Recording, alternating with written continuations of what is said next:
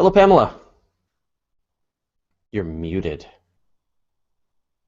Yes, I am, but that's fixable. Hello, quiet Pamela. Shh. Okay, so you got to show everyone your shirt because it's awesome.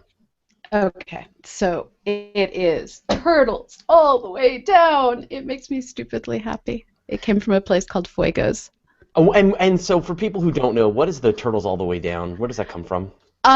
So at the end of A Brief History of Time by Stephen Hawking, he talks about how a different cosmologist was giving a lecture on basically the origins of the universe, and there was a woman in the audience who just got very frustrated with all of this mumbo jumbo and declared it's turtles all the way down. And there's various mythologies that have the Earth is carried on the back of the turtle, and Terry Pratchett's books, of course, have Discworld on the back of a turtle, and so it just sort of became a thing. And I actually have a habit of when I travel, if I only get one thing, I'll get like a little turtle. So this is the turtle that's from Greece. This is the turtle that's from Portugal, and so I just have like little turtles scattered all over my house because it's turtles all the way down. Right, and so whenever there's some complex concept in cosmology that needs to be explained and there's some kind of controversy, you just hand wave and go, it's turtles all the way down. Yes, And it's that as good a explains theory. the universe. What is dark energy? Turtles all the way down. Turtles. All the way Yeah. down. What is dark matter? Also turtles. All the way down. Weakly interactive massless turtles. Okay, so Non-baryonic turtles. non-baryonic turtles. All right, so now you have recovered from your hangout-a-thon? I think so. We're still working on. So we discovered when you and I started this hangout that I cannot be uploading YouTube videos while we have a hangout going on. Please So don't. my goal for today is to work on uploading the individual segments to our Astrosphere Vids YouTube channel, but not while we're doing this hangout because that kind of borked the inner tubes. But people still have some time to contribute and Yes. donate and pledge for the CosmoQuest And hangout-a-thon. And one of the most awesome things is the folks over at Planetary Resources have said that they will give this stunning slice of meteorite, and it's like a big old slice of meteorite that just has beautiful crystalline structures within it, to whoever donates the largest sum by May 18th. Wow. So donate by May 18th, and if your donation is the largest, and right now it's a very easy target to hit. Our median donation size is $30. Our average donation is $80. There's been a few much larger ones, but those all occurred during the Hangout-a-thon itself. So this special thank you from Planetary Resources is open from the Monday after the Hangout-a-thon until May 18th. So donate as an individual and say, hey, I want to see more science, and there's a chance that Planetary Resources will say thank you with a slice of meteorite. Thanks, Planetary Resources. Yeah, Yeah, I mean, yeah. they're going to get a lot more of that. I mean, they're out there mining the asteroid belt for all of its minerally goodness. So Well, they will in the future. in the They're not future, there they yet. will, and so they'll get a million Yeah. of them. And so for now, it's exciting. Later on, they'll be filling up the planet with gold and platinum and Well, I mean, such from that's the thing space. is they're looking to do the mining so that they can build things on orbit, not so they can like bring it back down to the planet. This is the construction materials for future exploration. So it's a pretty cool model. Yeah, no kidding. Okay, so for those of you who have no idea what it is that you stumbled into, this is a live episode of Astronomy Cast, our long-running space and astronomy podcast. This is going to be episode 345, and we're going to be starting a new series on numbery things. And so the first number we're going to be dealing with is 39, and that is the number of the launch complex at Cape Canaveral, where pretty much everything historic related to the U.S. Space exploration happened. Manned space exploration. There's other launch Historic. complexes. Historic. I Man, think the Mariners are us, kind of historic. Space Shuttle, Apollo, and now the soon to be the SpaceX. No, this is the happening place. That's where the VAB is. It's crazy. And fortunately, it's a place we've both been, so we can Yes. talk about it. So the other thing we're going to do is, if you want to interact with us, you can You can tell that dog to be quiet. I'm going to shut the door. Okay, so if you want to interact with us, you can use the Q&A app. So we've set that up, and so if you're watching this somewhere on YouTube, you can just click that Fraser is interacting with the public or something, and then it'll bring you in. Be part of the conversation. You can, and I can see there's a bunch of people here already talking. You can vote up questions that you like. You can, and so feel free to post any questions you want, or any ideas, or any things that maybe we've missed. And if we don't get it during the show, we will stick around for a few minutes afterwards and answer your questions about space and astronomy. Not just the topic, but also anything you want. People say we never answer questions. We always answer questions. Oh, yeah. No, you just have to watch us live. Well, people want to know what happened to the Q&A, the question shows that we do, and they're just tagged onto the end of the episode. So, cool. Okay, great. Well, I'm ready to go. You ready to go?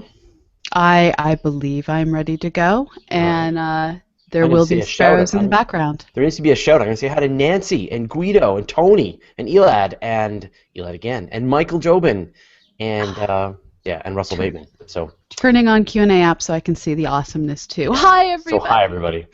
Okay, let's get rocking. Tell me when you're ready to press record. I am pressing record, and it is recording, and the levels look good. I have done the same, and it is also good. A little low. Get a little quiet. A little more. There we go.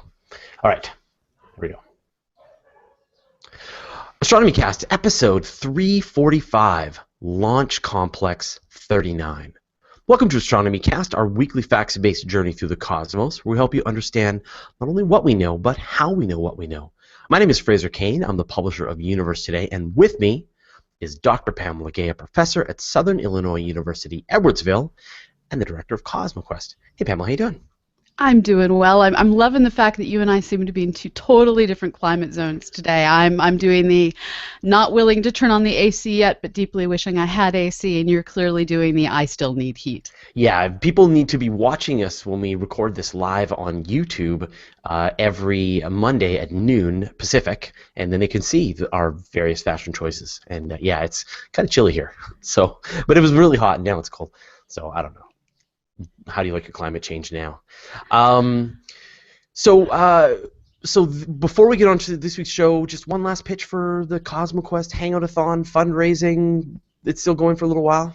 Yes, so if you go to cosmoquest.org/hangoutathon, you can still contribute. And the folks over at Planetary Resources, for anyone who donates before May 18th, they're going to give the largest individual donor a stunningly gorgeous slice of meteorite that has some nice crystalline structures in it.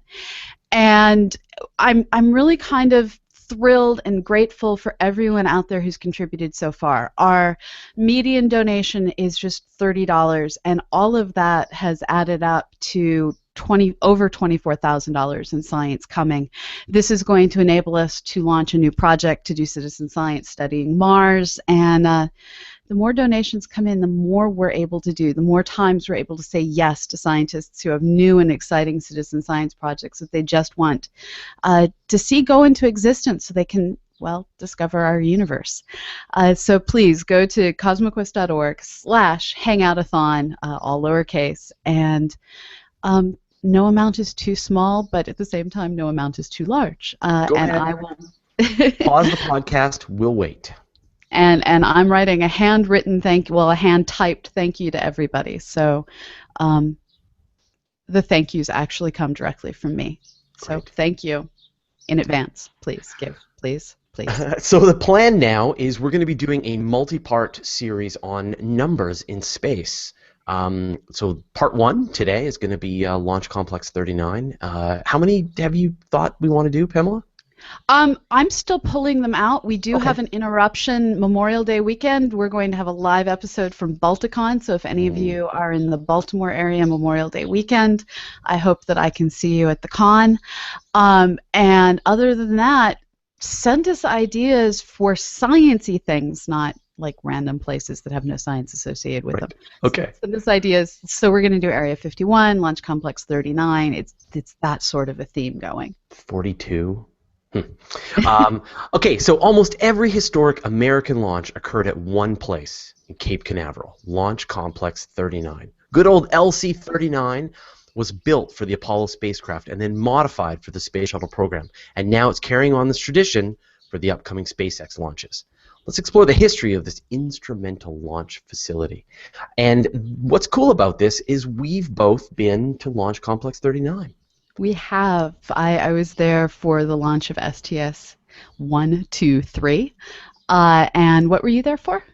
1, 2, 5, I think. 1, 2, 6. But we both did the. We've got to see one before. No. No, I missed it. It didn't launch. You missed, but we tried. We tried, yeah, I tried. I went down and I saw the space shuttle off on the horizon, just the nose of it. And they wouldn't even let us go out and do the tour of the shuttle because there was like high wind and stuff. So no, we couldn't even, I didn't even get a chance to see it. So, so I still haven't actually seen a rocket launch. So, but I'm gonna fix that now that SpaceX is coming back to the Cape. And Launch Complex 39 is going to get put back into use. And so, you know, and I mean, Launch Complex 39, the thing that's the most recognizable feature is the VAB, the Vehicle Assembly Building. So if you've seen that building, that's the place we're talking about. And what is so amazing about the VAB is it has doors that accommodate a Saturn V fully vertical being driven on a 4-story crawler through the doors.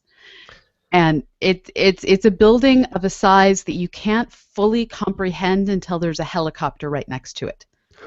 So let's go back to the beginning then, and let's talk about this amazing facility and where it came from and sort of what it's been used for. So I guess, when did they start to decide that they were going to need something of the scale of Launch Complex 39? It really was born out of the Apollo era. Prior to that, this piece of land has the strangest history. It was originally developed by a bunch of wealthy Harvard grads who basically wanted a clubhouse on the ocean.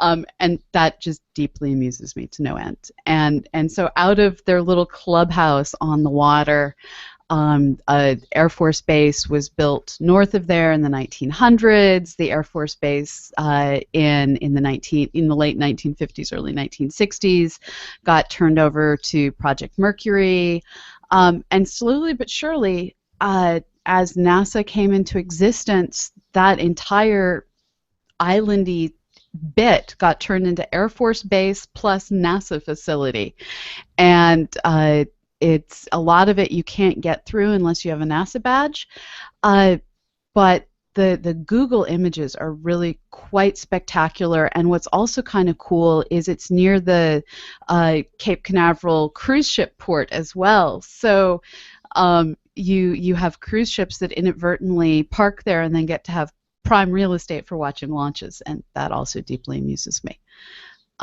So its history is basically, it's a nice piece of land right next to the ocean, pointed in the correct direction to go launch over the ocean. It's fairly far south. There was already an Air Force base there, so NASA just kept building.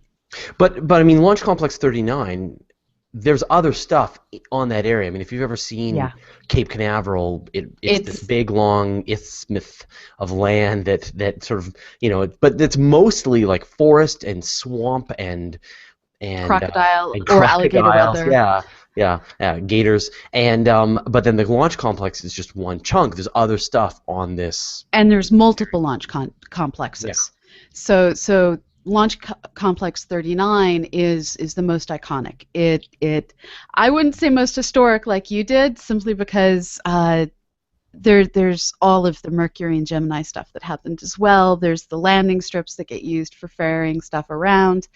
But Launch Complex 39, it was originally envisioned as a 5-pad structure that they'd be using to launch Apollo after Apollo after Apollo. People don't realize that just like the Space Shuttle program got deeply curtailed, the Apollo program's facilities got deeply curtailed as well. So instead of building all 5, they ended up building pads B and C, and then realizing that sounded kind of stupid, and so they renamed C to A. But it's a complex of 2 instead of 5 pads, the vehicle assembly building, and the roads for the crawlers. And there's actually this really neat a point out on the roads for the crawlers where you're like, huh, the road keeps going. And the reason it keeps going is because of the plans for future launch pads. And that land is still there, and there's still the capacity to add more launch pads someday in the future. Someday. So then I guess it got set up for the Apollo mission, and so that was sort of the original requirements for this whole facility. Yes. So break it down for me then. I mean, how did the launch facility get used from, I guess, when all the parts arrived at Cape Canaveral to when they blasted off? So just like if you've ever played Kerbal Space, which I've now watched people do, Fraser can stop like speaking a foreign language I don't understand. Just like with Kerbal, the vehicle assembly building down at the Kennedy Space Flight Center allows the different rocket components to be put one on top of the other using a series of cranes and harnesses, basically, and they'd construct all of the parts of the Saturn rockets and later the Space Shuttle program inside this giant, essentially a warehouse. But all the parts have come from all over the place, right? Like they bring in the Space Shuttle boosters on trains coming from barges. Yeah, they have pieces come in on barges, and then it all just gets assembled in this amazing building. Yes, and so they construct everything up on top of this 4-story tall crawler. They've switched up crawlers since the Apollo age, and back in the Apollo age, it wasn't just the Apollo rocket that they were assembling. They also had part of the launch tower that got assembled up on top of that crawler as well. And so you have the launch platform, the attached launch arm, and all of this gets assembled one piece at a time, stacked up on top of each other. And then with the Apollo missions, they rolled them all the way out, slowly but surely, down the crawler trail. Well, hold on, sorry. Just before we go any further, have you got any ridiculous statistics on the VAB? I just want, any like.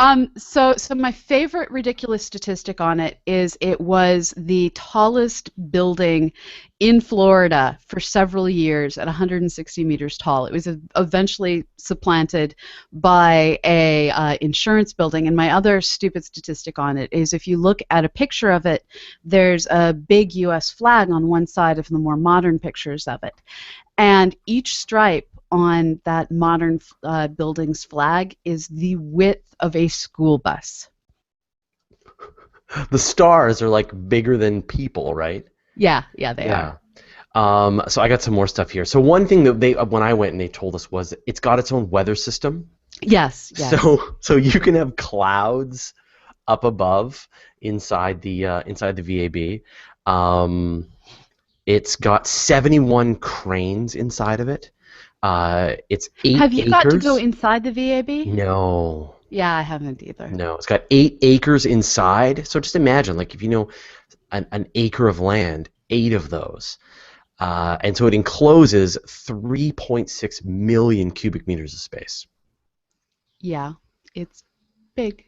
It's just mental, yeah.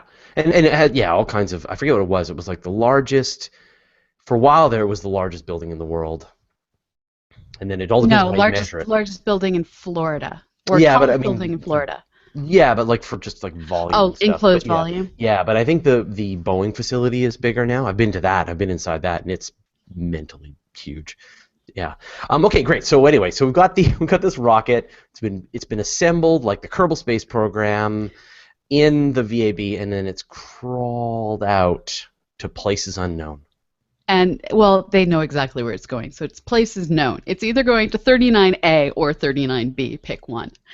And once this happened, they rolled it out and they connected it to the launch tower that was out there. And this had a whole series of little connectors that allowed them to do fueling, cooling, get the astronauts back and forth, get people who were working on the cargo back and forth.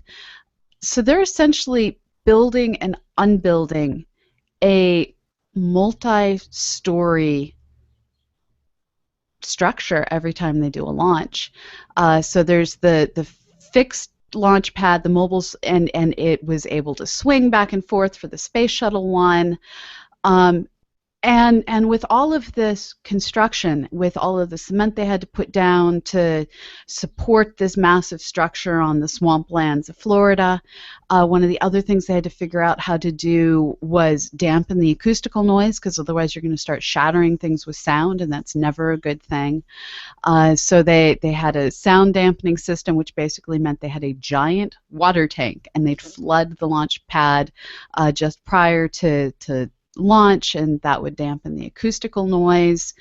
They actually had a white room for the astronauts up at the top of the tower, where you'd go up the tower in the elevator, and there's a room that you can keep your astronauts nice and safe and temperature controlled in. And then there's these scary little bridges, at least to me they're scary little bridges, that go from these many-story high launch towers, walk across this little tiny bridge, and then you climb into your capsule. And those crawlers, they go so slow. They just go like a mile an hour, I think, and just slowly crawls. It takes all day from when they leave the vehicle assembly building to when they've actually reached the launch pad. There's great video of people walking alongside this thing, and just to see the scale. You just imagine. I mean, you don't want to tip. You could just imagine, like, that's about as fast as you could accelerate without having this rocket tip over. So what was kind of amazing is the crawlers themselves weighed 6 million pounds. That's 2.7 thousand tons. So the crawlers themselves were tiny compared to the spacecraft, and these are really scales that human brains just don't cope with really well. And it's interesting to see how all of this has slowly changed over time. So we started with Apollo, and they had to figure out everything with Apollo. So they had flame deflectors, they had acoustical dampeners, all of these different ways to try and keep people safe. They had an emergency evacuation system, which was a fancy word for a zip line, to allow you to go from the top to the bottom very quickly in a controlled, non-death kind of manner. But then they had to innovate everything again for the significantly smaller space shuttles. So the VAB itself got reconfigured so that they could roll the space shuttles in, and their little tails could go up through the top of a notch in the doors. They had to reconfigure how the cranes work on the inside, because now instead of stacking things, they're having to mate them side by side. And then with the space shuttle, there was the issue of they have the cargo bays, and the cargo bays, that's completely new. They didn't have that during the Apollo era. So they had to reconfigure how the launch pads work so that they have a basically set of mobile swingable scaffolding that can swing out to allow people to access everything inside the cargo bay as needed. Check on cargo, connect batteries, unconnect batteries, the whole nine yards, and then swing that away. So I've seen the space shuttle out on the pad, but I've only seen it when it was covered up with this arm, and it's just, it really looks like a construction site when that swing-in arm is in place covering up the cargo bay. And it's like a big metal glove that's sort of wrapped around a whole part of the space shuttle, and then as they're just about to make their preparations to launch, they'll swing this whole arm back, and I guess that leaves the shuttle a little more exposed and a little more inaccessible for that time until they actually launch it off. And then if they need to, they could bring that array back in and hold it snugly again. And they also, with the space shuttle, they changed how the rocket is fueled. So with the space shuttle, they had the two-side solid rocket boosters, but then they also had the central liquid fuel booster. And so they had to be able to pump that full of all the different fuels. So we're looking mostly at liquid oxygen as our troublemaker. And so they had to have a cap up on top of it that would recapture all of the vented gas that was coming out and wouldn't vent all of it out into the atmosphere and lose it. So they had to add all sorts of new and advanced systems. And so every time we go to use these, we have to change how they're used. Think about new concerns, new ways to protect both the people in the spacecraft and also the land around the spacecraft. And so on a typical mission then, let's just kind of go back to the beginning. So they would bring all the parts, they would assemble it, either stack it up, like as you said, Kerbal Space Program, or side mate it for the space shuttle. They would then crawl it out to the launch pad a few days, sometimes weeks before the launch. The crawler would be able to sort of turn and go to one or the other of the launch pads, either A or B, and then what would happen on launch day? So on launch day, you would either swing away or drop away the unwanted part of the launch tower, the mobile part of the launch tower, and load your astronauts in, then drop the bridges at a certain T-minus moment. And then prior to ignition of the engines, you'd flood everything with water so that you could damp the acoustical noise. And one of the most disconcerting things is when those engines fire, they of course generate vast amounts of steam. So for a few moments, you actually lose sight of your spacecraft and all of this steam. And the first time I saw that, I had this moment of, oh dear, is that supposed to happen? Because right. Oh no, is it exploding? Yeah. Yes, exactly. And then as they take off, what's kind of cool is the dolphins will sometimes jump up out of the water to see, hey, what's going on? And all the birds fly away in terror. Smart. And sometimes frogs fly through the air, roasted by steam. So now that's sort of Launch Complex 39 was last used with the last space shuttle launch. Is that right?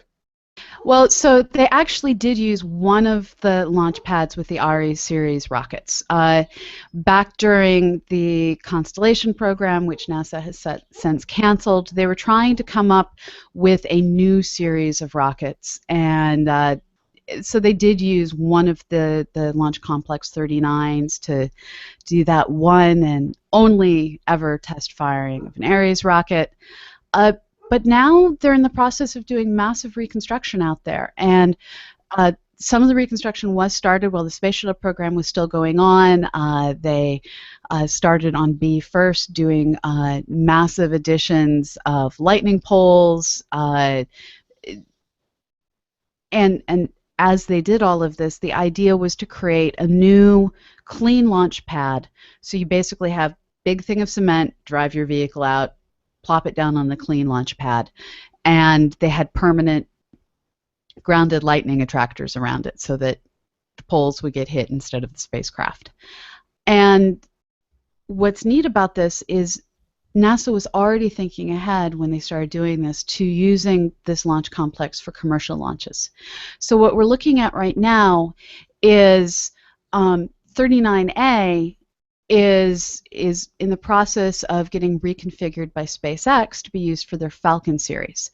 So in 2015, hopefully during first quarter of 2015, they're going to be using it to launch the Falcon Heavy. And what's kind of awesome is this may also be our return to the moon for everyday people in some ways. But instead of sending humans, it's going to be some of the Google Lunar X Prize teams are scheduled to launch in some of those early Q1 2015 flights.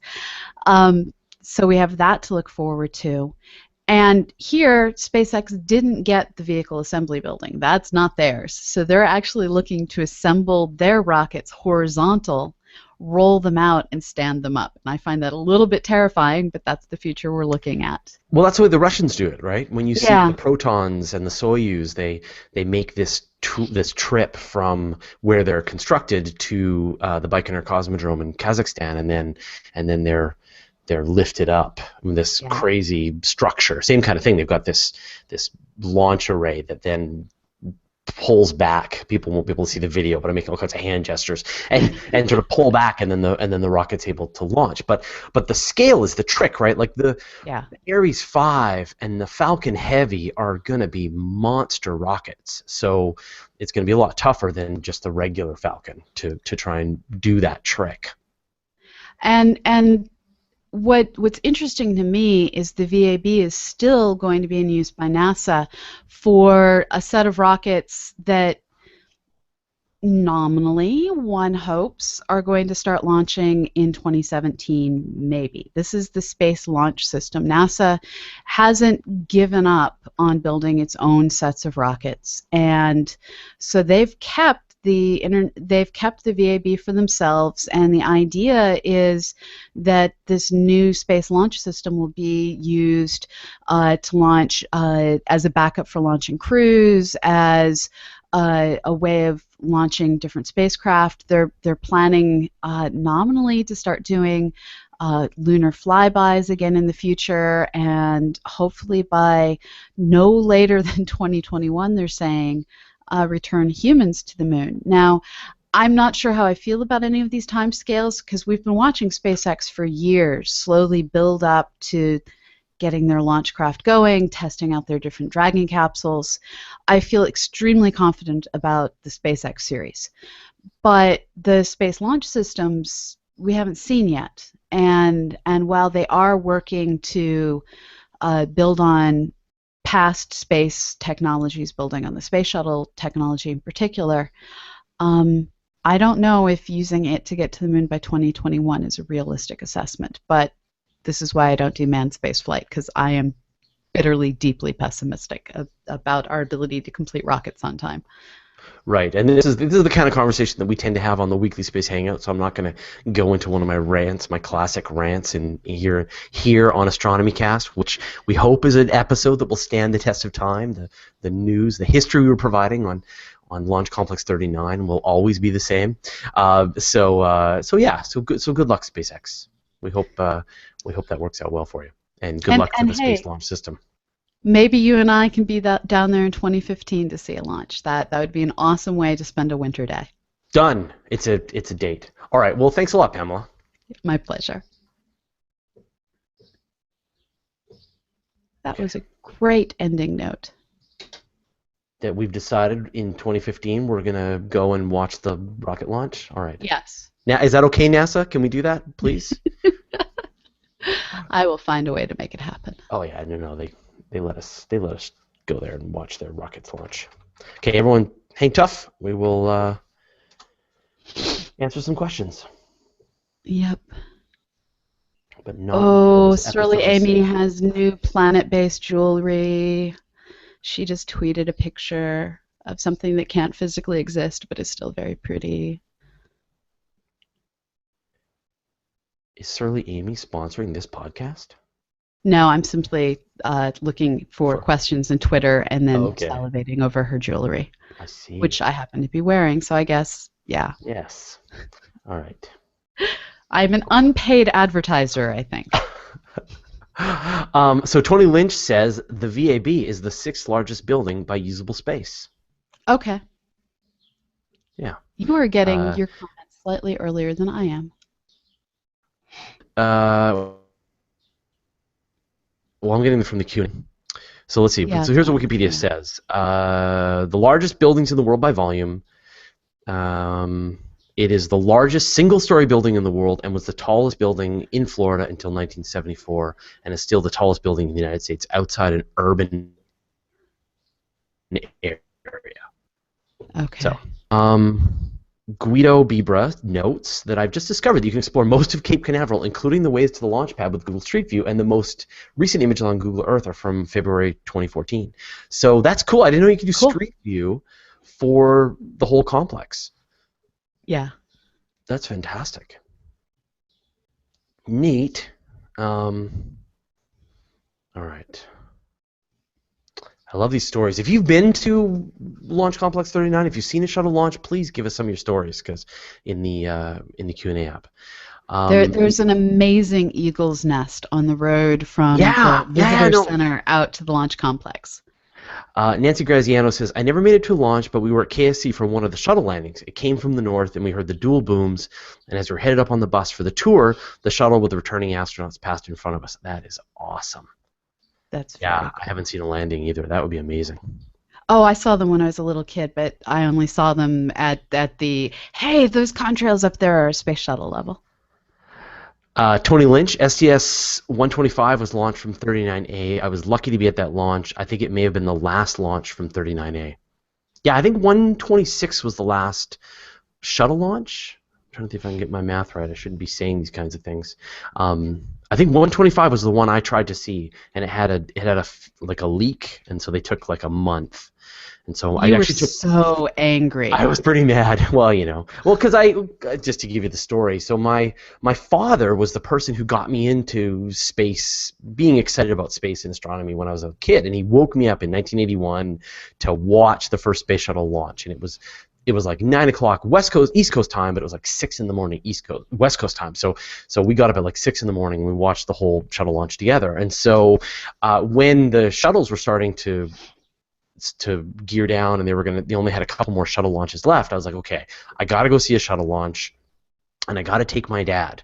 And I'm really fortunate because my father is a professional photographer, so I figured, okay, I will take my dad. He will be the photographer. I'll write the stories. He'll take the pictures, and we'll write some stories for Universe Today. And so we got out there and took a bunch of great pictures and put a bunch of great stories in, but no shuttle launched. And so we spent a couple of days kicking around the area, and then we ran out of time, and we had to go. And good thing, because we weren't going to wait for a month for the shuttle to launch. So the plan is, at some point, maybe SpaceX will go back and take another crack at it. Elon, can we make that happen? What else have we got? Michael Jobin says, I would like to see the launch of the FT-1 Orion, and I would see the launch of the FT-1 Orion and 3 Delta IVs. Are you saying that you have seen that? Orion didn't exist. Yeah. No, but they did the test flight of the Orion, right? Didn't they do the test flight of the Ares? They test fired the engines. They didn't launch it. Yeah. They just made a mess. Tom Nathy asks, what's the latest information on Bigelow Space? I don't know. They've been testing new inflatables. They're still on target. They've bought various launches, and they have their 2 orbiters right now. Last time I looked, everything was looking good and shiny. Sorry, that was very unspecific, but it's commercial space. There's new YouTube videos coming out all the time, and I simply squee when I look at them. Yeah. Man, I think we're out of questions today. Tal Day is May 25th. There you go. Tal Day is May 25th. Thanks, Guido.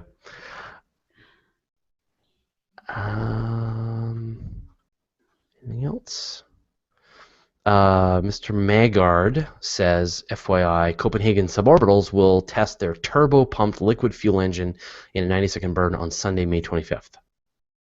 Cool. And you can see a sound suppression system in operation. That sounds great. Yeah, the only problem with the sound suppression system is it tends to do bad things to the alligators that like to hang out down there. They must have fences that stop gators from getting in there. You can't really stop a gator. Right. They're the rats of Florida. Yeah. And so, we're talking about SpaceX, and so one of the things that has recently happened, if people aren't aware, on the most previous launch, the one that they actually went and resupplied the International Space Station, they had their bottom stage with its landing legs and its re-entry system built in, and the only footage was this terrible, crappy, one frame of usable. You could see ocean below and the legs of the rocket extended, and then that was all they saw. And so the plan was actually on Saturday they were going to have their next launch. They're going to test the system out again, but unfortunately there was a fuel leak with the SpaceX system, and so now it's going to be probably another month before they've worked this out and get a chance to test this out. So we're still waiting, but hopefully this will be the one where they'll get a chance to test and actually see if this system works. And if this works, in the future, the plan is, and just imagine this, right? You've got these rockets taking off from 39, they're flying up, they're releasing their cargo, and then they're returning and landing back at the launch pad.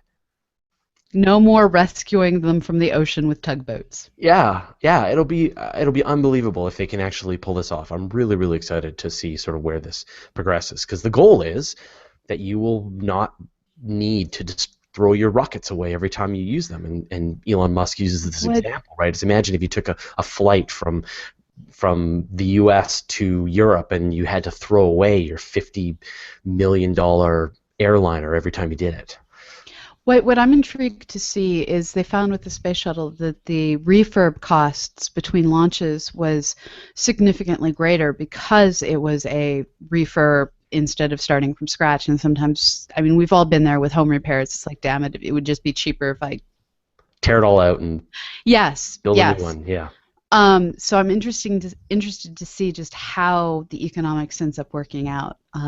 What also intrigues me is I know that he's someone who believes firmly instead of renting, instead of buying, and this is the opposite of that. So there's many intrigues. I Yeah, can't yeah. wait to see all of it. Hey, how many times can you contain a detonation in your titanium and aluminum tube before you need to throw out that titanium and aluminum tube and start with a new one? So cool. Okay, well, I don't see any other questions. So thanks everyone for watching. Pamela, thanks for And bringing the please brain. share out our Hangout-a-thon information. You guys who are in our day-to-day audience have done so right by us. I'm not asking for more money from you. Well, I did that earlier. But go find other people, and there's got to be an angel investor out there somewhere, and we need that angel. All So right. thank you. All right. Well, thanks everyone for watching. What's next up, Pamela? Next up is going to be Learning Space, and we've moved them to a new time. I believe that it's going up at noon Pacific on Wednesday. Oh, and there's a Google Lunar X Prize team hangout tomorrow. I'll be hosting that.